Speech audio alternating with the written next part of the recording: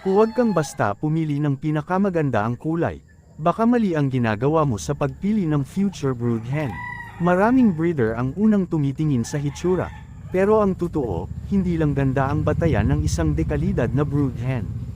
Una, tingnan ang bloodline. Mas maganda kung galing ito sa pamilya na consistent ang kalidad at may napatunayang performance. Pangalawa, obserbahan ang kalusugan at pangangatawan. Dapat aktibo, malakas ang katawan, maayos ang buto, at walang kapansin-pansing depekto.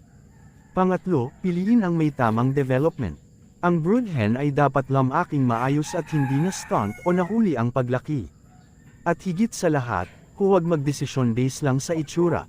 Ang tunay na halaga ng brood hen ay makikita sa kakayahan nitong makapaglabas ng dekalidad na mga anak. Ikaw, ano ang unang tinitingnan mo kapag pumipili ng future brood hen, bloodline, katawan, o performance ng pamilya? E-comment ang sagot mo at pag-usapan natin.